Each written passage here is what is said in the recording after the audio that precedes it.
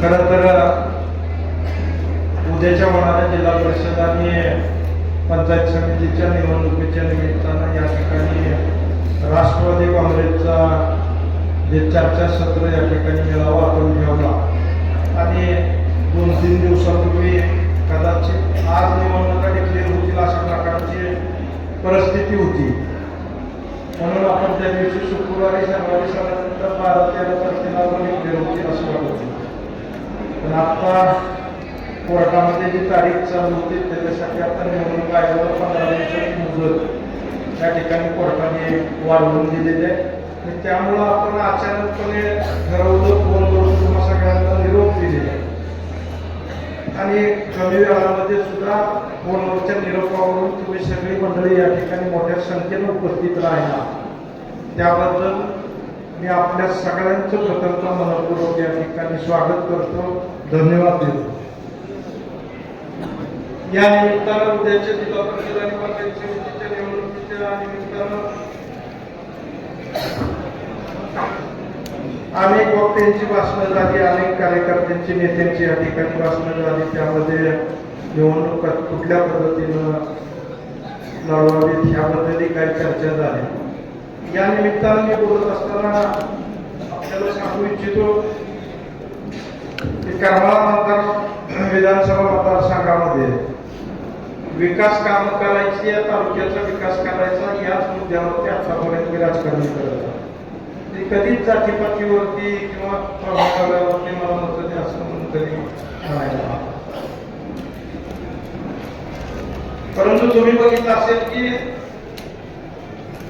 इथल्या राजकारणाची पद्धत, विरोधक मात्र राजकारण करत असताना कुठल्या स्तराला जाऊन राजकारण करतात म्हणजे अनेक उदाहरणं या ठिकाणी आपल्याला पाहायला. मी राजकारण करत असताना जसं जातीपातीचं राजकारण केलं नाही, विकासाचं राजकारण केलं, तसंच नागरिकांच्या हिताची कामं केली. जिल्हा परिषदेचा अध्यक्ष असताना तुम्ही बघितलं असेल की माझ्याकडे कुणी आलं तरी त्याला विकासाच्या बाबतीत कधी आवडत नाही. म्हणजे ज्या पदावरती काम करतो त्या ठिकाणी विकासाला त्या ठिकाणी प्राधान्य देण्याचा प्रयत्न केला. सर्वसामान्य नागरिकांच्या कामाचा त्या ठिकाणी प्राधान्यक्रम ठरवलं.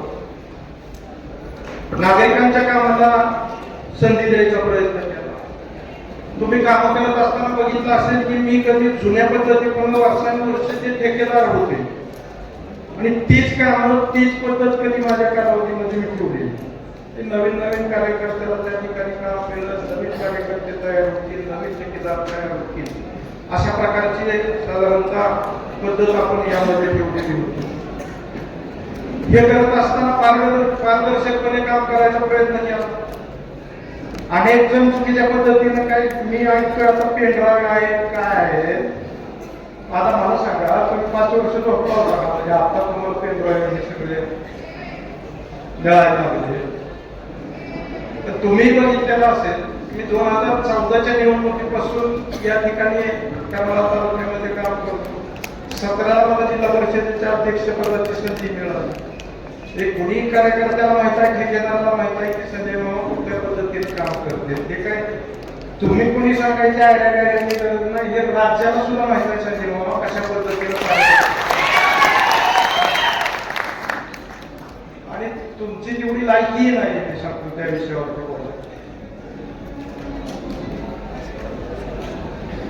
एक तर मी कसं आहे शहाण्या माणसाने बोललं तर उत्तर देतो, पण आता येड्यालाही प्रमाण राहील पाहिजे अशा प्रकारचं येड्याने किती बोला त्यालाही काय प्रमाण राहिलं. असो मी कधीही चुकीच्या पद्धतीचं समर्थन केलं नाही. 19च्या निवडणुकीमध्ये तुम्ही 17ला मी अध्यक्षपदावरती काम केलं. ते काम बघून तुम्ही मला मदत दिली, ना जातीवरती दिली, ना पुण्यावरती दिली. 17 ते 19 पर्यंत जिल्हा परिषदेच्या माध्यमातून जे काम केलं त्याच्यावरती तुम्ही सगळ्यांना 19 पासून आणि त्या बाबतीमध्ये या तालुक्यातले कशा पद्धतीनं सगळे जुने विषय सोडवायचा प्रयत्न केला ती तुमच्या पुढे येणाऱ्या जिल्हा परिषदेच्या निवडणुकीमध्ये माझी आपल्या सगळ्यांना विनंती राहील की बाबा आपल्याला काम करण्यासाठी येणाऱ्या जिल्हा परिषदेमध्ये सगळ्यांच्या प्रयत्नातून विजय नक्की मिळाला पाहिजे ही माझी सगळ्यांकडे विनंती. आता उमेदवारी निवडीच्या बाबतीत मी तुम्हाला जाहीरपणे सांगतो की आपण चर्चा करून शेवटी आपण लोकशाही पद्धतीनं हा गट चालवतो. तुम्हीही बघितलं असेल की मी कधीही एकटा असा मला वाटलं म्हणून निर्णय घेतो असं नसतंय. त्या गटातले कार्यकर्ते असतील, गावातले कार्यकर्ते असतील, विधानसभेला उभारायला सुद्धा तुम्ही सगळ्या मंडळींनी सांगितलं की तुम्ही अपक्ष उभा राहा म्हणून अपक्ष उभा राहा. म्हणजे शेवटी लोकशाही पद्धतीनं तुम्ही जे सांगता त्या पद्धतीनं करायचा प्रयत्न करतो. त्यामुळे इथं सुद्धा तुम्ही निश्चित असाल की असा कुठलाही प्रकार होणार नाही उमेदवारी निवडीमध्ये हा मोठा तो लहान असा म्हणून त्या ठिकाणी कुठलाही निर्णय घेतला जाणार नाही. जो चांगला कार्यकर्ता असेल, समाजामध्ये काम करत असेल, लोकोपयोगी काम करत असेल आणि ज्याची त्याच्यामध्ये कोट आहे अशा पद्धतीनं आपण 4 माणसं 4 शिष्टमंडळ तयार करून त्यातून या निवडणुकीचे उमेदवार सुद्धा ठरवू हे या निमित्ताने या ठिकाणी सांगतो. पण काय मंडळी जे उमेदवार होते मी देईल, सगळे आपले प्रमुख मंडळी देतील, ते निवडून आणून द्यायची जबाबदारी तुमची नाही आणि त्यानंतर त्यांच्याकडनं चांगलं काम करून घ्यायची जबाबदारी माझी 100% माझी. मग तिकडे तुम्ही काही विरोधकांनी काही अफवा पसरवल्या त्याच्यावरती विश्वास ठेवू नका. अशा प्रकारे माझी या निमित्ताने विनंती राहील. आता विकासाच्या कामाबाबतीत तुम्ही बघितलं असेल की राजकारण तर मी विकासाचंच केलं, पण माझ्या बाबतीत मात्र विकास करून कोणी राजकारण केलेलं मला आठवत नाही. माझ्या बाबतीत मात्र सगळं राजकारण डावपेचाचं चालू. हे विधानसभेचा सुद्धा पराभव बघितला असेल, हा काही लोकांनी पराभव केला नाही, डावपेचा वरती पराभव केला. तुम्ही ऐन टायमाला 5-5 वर्षे माझ्याबरोबर राहता आणि शेवटच्या दिवसामध्ये हे निर्णय घ्या. त्यामुळे लोकांची चूक याच्यामध्ये नाही येत पाहिजे. याही गोष्टीचा आपण या ठिकाणी विचार केला पाहिजे. ह्या सगळ्या गोष्टीचा परिणाम कशावरती आज होतोय आज आपण बघितलं तर तालुक्याच्या विकासावरती होतोय. पण ही मंडळी एवढं करून आज 6 वर्ष झालं, काय मिळालंय तालुक्याला मला सांगा. 6 वर्षामध्ये काय मिळालं?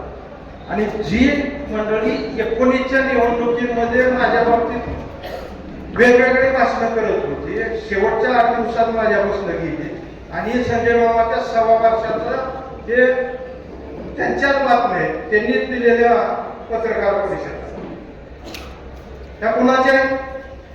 ज्यांनी 19ला आपल्याकडनं आठवड्याभरामध्ये आपल्याकडनं नेले पुन्हा संजय मामा वाईट आहेत म्हणून सांगायला गेले.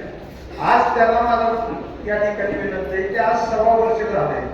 या 6 वर्षामध्ये तुम्ही जो निर्णय घेतला त्याच्यामध्ये तालुक्यात काय झालं याचा डिक्लेअर करा पत्रकार परिषद. ही माझी तुम्हाला विनंती. या निमित्तानं बोलत असताना तुम्ही बघितलं असेल की मी कधी कुणाचं राजकारण केलं नाही.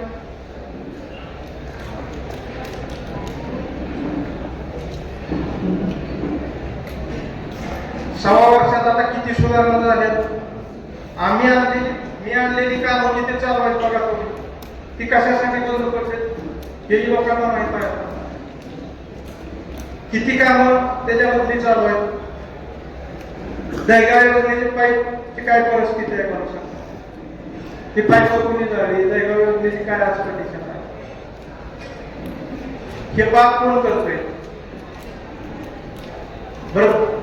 त्या ठिकाणी आपण बंद नलिकेतनं जे पाणी त्या ठिकाणी नेणार होतो त्याच्यामध्ये पुढची झरे, देवळाली, मलवडी, मसेवाडी, पाथर्डी, देरडे, वडशिवणे, रोपळे ह्या वाढीव गावाला पाणी द्यायचं म्हणून आपण त्याचाही तो प्रस्ताव सगळा तयार केलेला होता. दुर्दैवानं आपला पराभव झाला.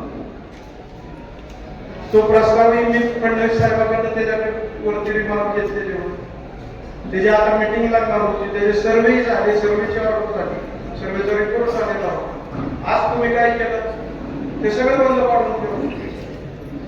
ह्या सगळ्या गोष्टीचा विचार करणं गरजेचं आहे. तुम्ही बघितलं असेल की मी आमदार झालो, एक तरी अधिकारी मी बदलतो.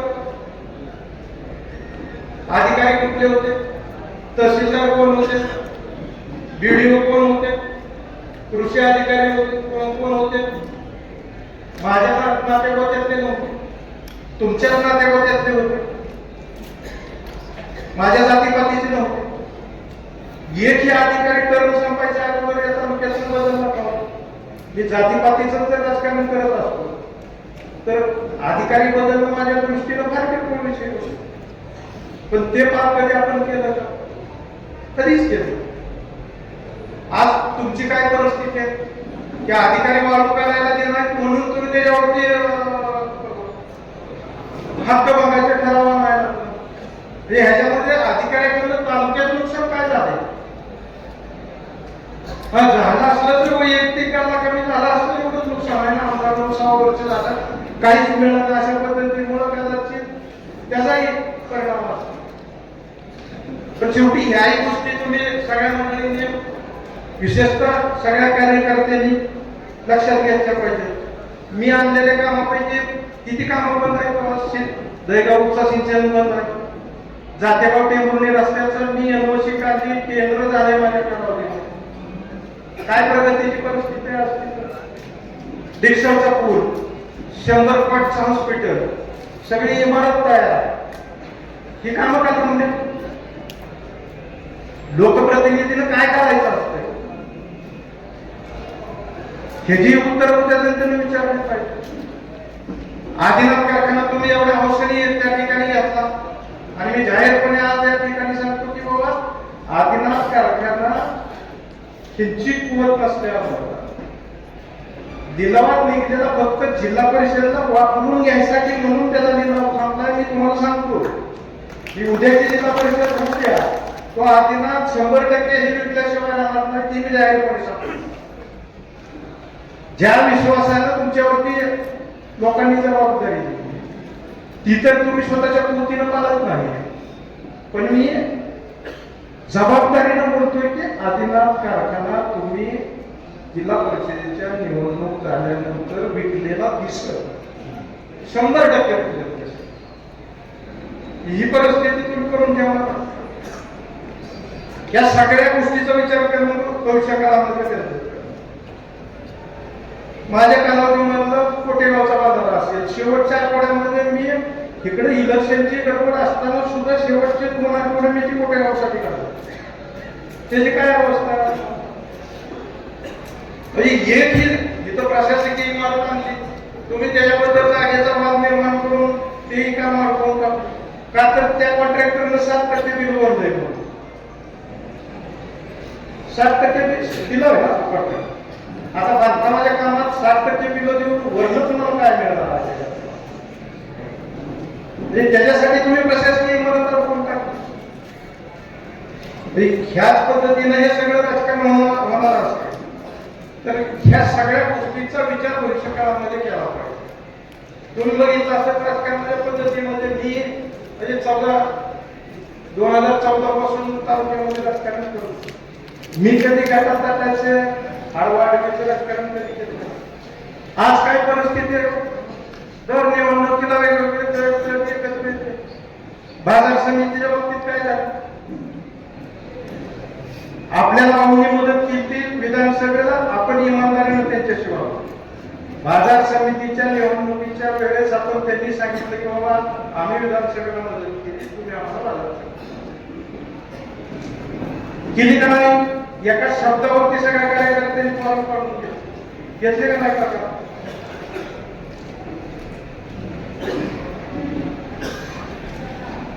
तर पुन्हा काय झालं?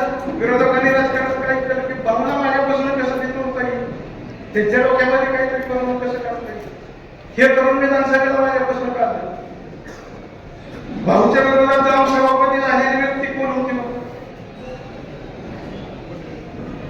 तालुक्यातलं राजकारण कशा पद्धतीनं चालतंय ती कुठं होती? म्हणजे शेवटी ह्याच्यामध्ये फसवणूक कुणाची होती या सगळ्या गोष्टीचा विचार तालुक्यातल्या जनतेने करायला. हा तुम्ही ठीक आहे सगळे जण मिळून एकत्र येऊन एखाद्याचं विकासाचं काम उभा करा. तुम्ही आदिनाथ कारखान्याला 5-5 गट मोठे गट आला मोठमोठ्या नावावर येऊन सांगत होता की आदिनाथ कारखाना आवाजात ताब्यात गेला तर त्याला पैसे मिळवून देऊ आम्ही, काय अडचण नाही, त्याच्या मिटिंगा लावल्यात. काय पद्धती तुमच्या? 5-5 गट एकत्र आला तर 5 गटाला ते कारखाना चालू होऊन येणार.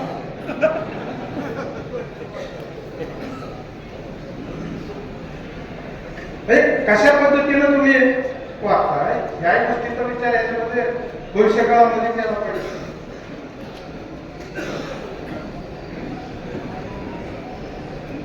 बरं, आता विधानसभेला माझ्यापासून दोन्ही गेली, सावंत गटही गेला, भाऊही गेला.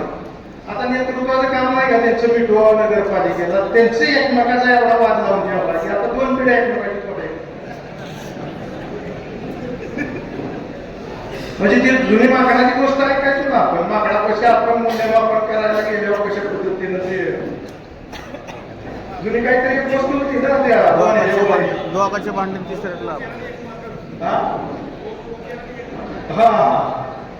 त्या पद्धतीने जर राजकारण चालणार त्या सगळ्या गोष्टीचा विचार भविष्यकाळात तुम्ही सगळ्यांना विचार. मी या निमित्तानं आपल्याला बोलत असताना सांगू इच्छितो की बाबा दहिगावच्या बाबतीत दहिगाव येऊन चालू कधी झाली मला वाटतं 2017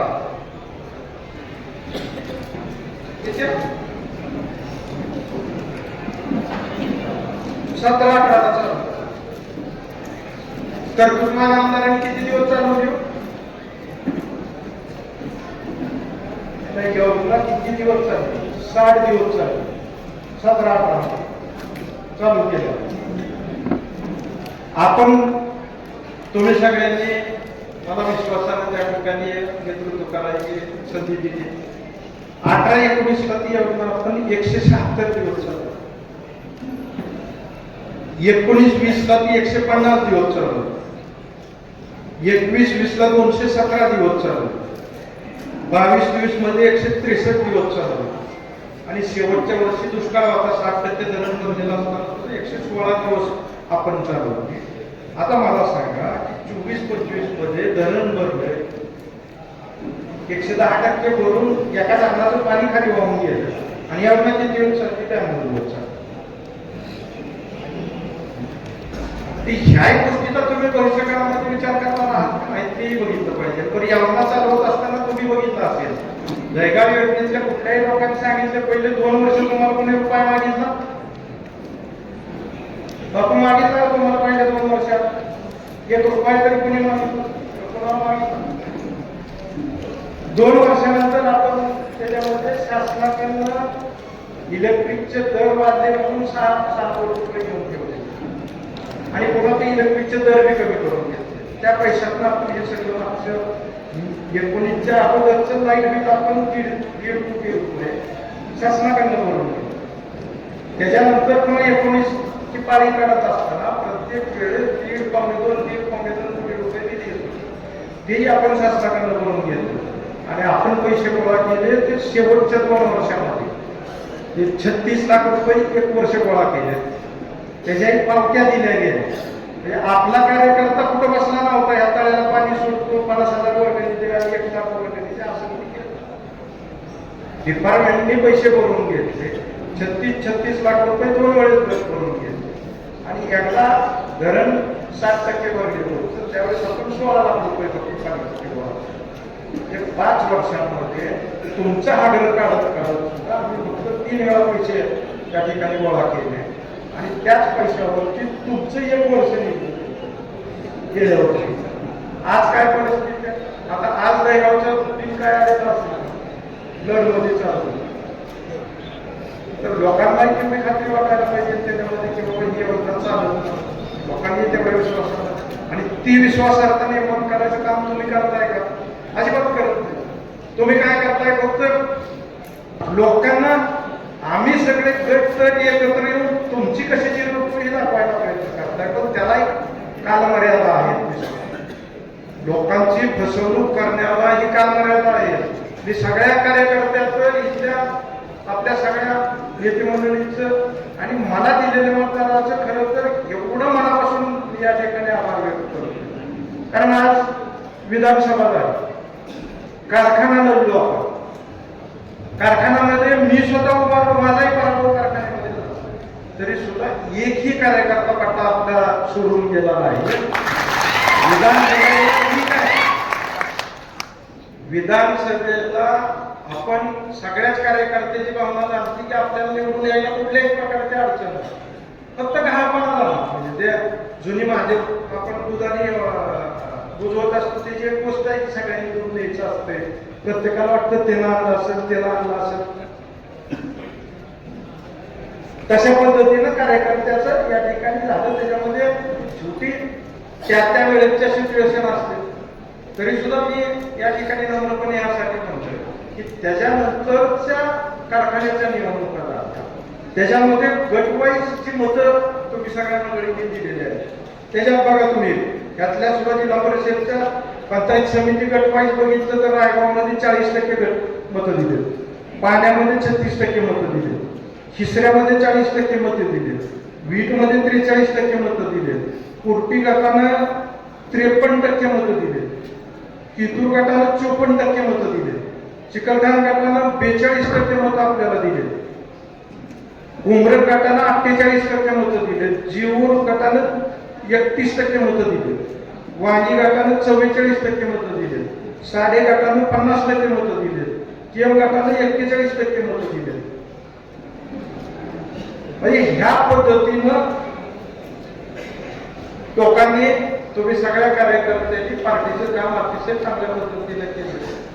त्यामुळे माझ्या आपल्या सगळ्यांना विनंती राहील की ह्या विश्वासानं जर तुम्ही सगळी मंडळी काम करत असाल तर हे शेवटी जे एकत्र येऊनच चाललेलं राजकारण आहे तर ते फार दिवस चालणार नाही. आता ह्या जिल्हा परिषदमध्ये काय तुम्हाला दिसेल ही सगळी एकत्र राहतील का नाही राहतील ती तुम्हाला नक्कीच दिसेल. याचा इकडं आपल्याला ओव्हरऑल जवळजवळ 42-43% मतं कारखान्याच्या वेळेस होते. आवर्जून यासाठी सांगतोय की ह्या मताचा आणि विधानसभेच्या मताचा 100% फरक समोर आला.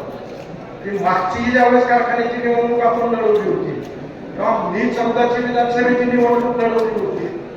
14च्या निवडणुकीमध्ये आपल्याला 14-14.5% तालुक्यामध्ये मदत होती फक्त करावं. त्याच्यानंतर आपण जिल्हा परिषदेच्या निवडणूक लढवली. जिल्हा परिषदेला 19-20% मतं आपल्याला होती. त्याच्यानंतर लगेच जिल्हा परिषदेचं मी अध्यक्ष झालो की कारखाना लागला. कारखान्याला 23% मतं पडली होती आणि 19च्या विधानसभेला आपल्याला साधारणतः 24% मतं पडली होती. आज विधानसभेची निवडणूक कोण पहिली कारखान्याची जी निवडणूक झाली त्यात 40% मतं आली.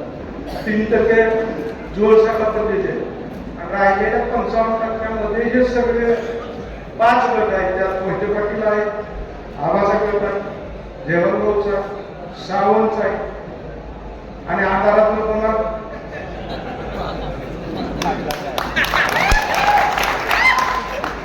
ह्या सगळ्याचं गुण सुद्धा 55% मतं पडलेले आहेत. त्याच्यामुळं माझी आपल्याला विनंती राहील की अजिबात खचून जाऊ नका. हे जे ह्या पद्धतीचं राजकारण असतं शेवटी वाघाची शिकार करायला 10-5 जणांना एकत्र येऊनच करावे लागते.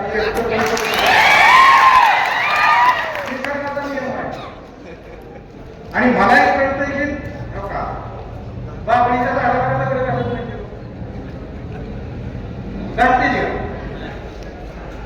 कुठं तरी आंब्याच्या किंवा चांगल्या फळाच्या झाडाला. आता ही जी यांची अवस्था आहे ह्यातून पॉझिटिव्ह लक्षात घ्या की त्यांना सगळ्यांना आपापली लायकी कळलेली आहे. अजून थोडा दम काढावा आणि तो दम यांच्या कुणाच्याच सुद्धा नाही. मी सांगतो माझ्याच जेव्हा तो दम यांच्या कुणाच्याच सुद्धा नाही. यांना गडबड चालली पोरं शेत करायचे, गट शेत करायचे. पुन्हा वाटतं ही गट जिरवून मग माझा मोठा होईल. इतकी मी येणे नाही केलं. लोक शेवटी सुटले आहेत ना. ठीक आहे तुम्ही एकदा फसवचा 2दा फसवचा लय वेळा फसवणूक करता येते आणि त्या दृष्टीनं ही जिल्हा परिषद आपल्याला अतिशय ताकदीने या ठिकाणी लढायची. अजिबात तुम्ही चिंता करू नका. माझी आपल्या गटामधल्या सगळ्या कार्यकर्त्यांना विनंती आहे मतभेद सगळ्याचेच आहे.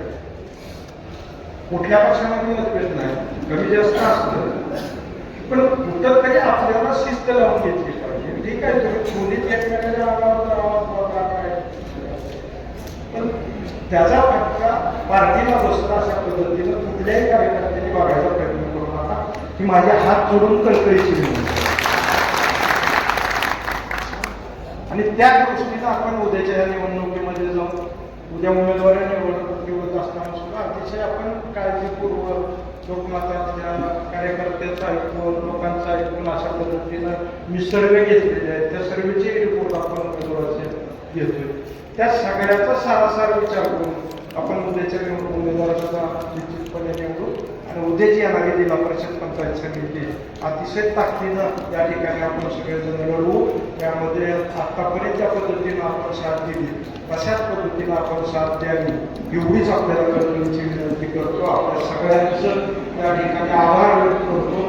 मला उशिरा हे सुरू झाला कार्यक्रम ज्यांची वेळ निघून गेली